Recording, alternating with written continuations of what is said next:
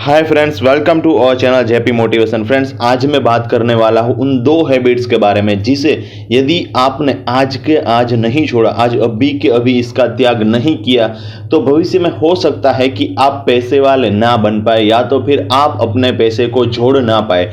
आप सभी को मालूम होगा कि वॉरेन बफेट इन्वेस्टिंग करके ही आगे आए, उन्होंने पैसे सेव किए हैं। सभी जो भी बड़े बिजनेसमैन हैं वो भी पैसे सेव करते हैं, लेकिन उनका सेव करने का तरीका अलग होता है। वो सेव करते हैं और बाद में इन्वेस्ट करते जाते हैं, सिर्फ सेव करके अपने पास पैसे नहीं रखते।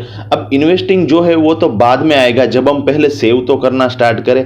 आज मैं उन्हीं दो हैबिट्स के बारे में बात करूंगा जिसे आपको आज ही त्याग करना होगा। तो सबसे पहले मैं बात करता हूं कि एक ऐसी हैबिट की जो हमारे सभी के अंदर होता है, जो हम सभी लोग उसे फॉलो करते हैं। पहले मैं भी इसे फॉलो करता था, लेकिन आज मैं इस हैबिट को छोड़ पाया हूँ, उसका त्याग कर पाया हूँ। और वो हैबिट है कि हम सबसे पहले जब हमारी सैलरी आती है तब हम क्या करते हैं। मान लीजिए आपके बैंक अकाउंट में 1 से 5 या 5 से 10 तारीख के बीच में आपकी सैलरी हो जाती है। अब आप सबसे पहले करते क्या है मुझे बताइए। आप सीधा तुरंत ही अपना एटीएम लेंगे, एटीएम कार्ड लेंगे और एटीएम मशीन में जाकर तुरंत ही पैसे विथड्रॉ कर लेंगे। मान लीजिए आपके 30,000 है तो आप, मुझे लगता है शायद आप 10 या 15,000 तो फर्स्ट टाइम में ही उठा लेंगे, तो आपकी आधी सैलरी तो तुरंत चली जाती है। अब उस सैलरी का हमने 15,000 विड्रॉ किए, उसका हम करते क्या है, उसका हम क्या करते मैं आपको बताता हूं। मुझे मालूम है हम सब लोग क्या करते हैं। हमने जो भी खर्चा किया था, जो भी पिछले महीने हमने जो भी किया था खर्चा, उसका हम रीपेमेंट करते हैं। सबसे पहले तो देखिए हमने कुछ क्रेडिट कार्ड्स का यूज़ किया होता है, उसका हम बिल पेमेंट करते हैं। किसी फ्रेंड से हमने लिए होते हैं, उसको हम पेमेंट करते हैं। तो हमारे सभी के अंदर ऐसी हैबिट होती है कि सबसे पहले हमारा जो भी एक्सपेंस हमने पिछले महीने किया था उसका हम बिल पेमेंट करने लग जाते हैं कि भाई हाँ ये अपने पैसे ले लो, हाँ ये अपने पैसे ले लो, हाँ ये अपने पैसे ले लो। लेकिन फ्रेंड्स, हम ऐसा करते रहेंगे तो क्या आपको लग रहा है कि आप 1 साल बाद कुछ भी पैसे जोड़ पाओगे? फ्रेंड्स, नहीं लगेगा, क्योंकि ये ऐसी हैबिट ही नहीं है जिसकी वजह से हमारे पास पैसा रहे। इस हैबिट को हमें आज ही त्याग करना है। अब आप सोच रहे होंगे कि अब मान लो हम बिल पेमेंट ना करें तो करें क्या। तो फ्रेंड्स, सबसे पहले जब भी आपकी सैलरी आती है, मान लीजिए आपकी सैलरी आ जाई है, तो आज उसका 10% यानी आपके पास 30,000 सैलरी आई है तो उसका 10% होता है 3,000 रुपीज़। 3,000 रुपीज़ आपको किसी और बैंक अकाउंट में ट्रांसफ़र कर देने हैं। यदि आपके पास दूसरा बैंक अकाउंट नहीं है तो मैं आपसे सजेस्ट करूंगा, रिक्वेस्ट करूंगा आप दूसरी बैंक में कोई अकाउंट, अपना सेविंग अकाउंट ओपन करवा लीजिए। उसमें आप अपने पैसे को डाल दीजिए 3,000 रुपीज़। आप लगातार इसे 1 साल करते रहिए, आपको फील होगा, आप अनुभव करेंगे कि आपके पास पैसे का एक्यूमुलेशन, आपके पास जमा पूंजी वो बढ़ रही है। पहले क्या करते थे कि हम अपने एक्सपेंसेस को पेमेंट करते थे, लेकिन अब हमें क्या करना है, सबसे पहला काम हमें जो है वो सेव करना है, ना कि उसका एक्सपेंस करना।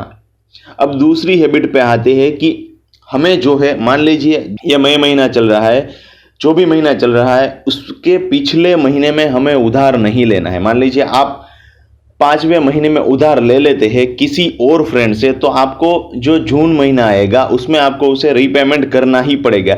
लेकिन मैं आपसे ये सजेस्ट करूंगा कि आप अपने आने वाली जो इनकम है उसको किसी और को देने के लिए बुक ना करें। फ्रेंड्स, ध्यान से समझिए मैंने क्या बोला है।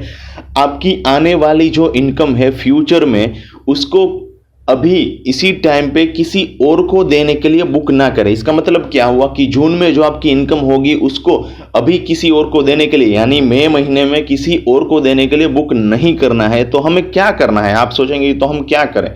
फ्रेंड्स, आप अपने पैसे जो सेव कर रहे हैं उसी में से ऐसा है तो 5% या तो फिर 2%, 3% जब आपको रिक्वायर लगे तब आप उसमें से विथड्रॉ कर सकते हैं। लेकिन आपको मिनिमम 5% उसमें रखना ही रखना है, उसके नीचे आपको नहीं जाने देना है।